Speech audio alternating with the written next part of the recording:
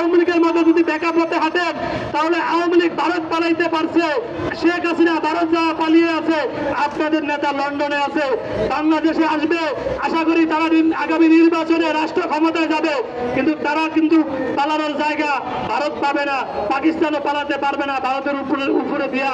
তাই সেই চিন্তাটা মাথায় রাখেন, দেশে আপনারা আগামীতে রাষ্ট্র ক্ষমতা আসবেন, কিন্তু আপনারা যদি সোজা পথে না থাকেন, আওয়ামী লীগের মতো ব্যাকআপ হতে হারার চেষ্টা করেন, আপনাদের নেতারা যদি সারা বাংলাদেশে আওয়ামী লীগ, যুবলীগ, ছাত্রলীগের মতো যদি কর্মকাণ্ড পরিচালনা করে তাহলে আপনাদেরও পতন অতি সন্নিকটে।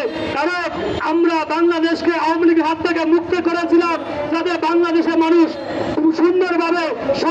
সুন্দরভাবে বসবাস করতে পারে, তারা এই দেশে শান্তিময়ভাবে বসবাস করতে পারে। সেই জন্য আওয়ামী লীগের মতো একটি ফ্যাসিবাদের বিরুদ্ধে এই দেশের মানুষ রাস্তা নেমে আন্দোলন সংগ্রাম করে রক্ত দিয়ে নিজের ছোট ছেলেকে আন্দোলনে পাঠিয়ে সে গুলিতে মারা গিয়েছিল, মা বাসায় কেঁদেছিল।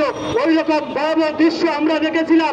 এই বাংলাদেশে আগামী দিনে আপনাদের বিরুদ্ধে যদি আমাদেরকে সেই রকম ভাবে রাস্তায় দাঁড়াতে হয়, আগামীতে যদি 5ই আগস্টের মতো কোন অভ্যুত্থান আপনাদের বিরুদ্ধে সংগঠিত হয় তাহলে খুবই দুঃখজনক, খুবই হতাশা।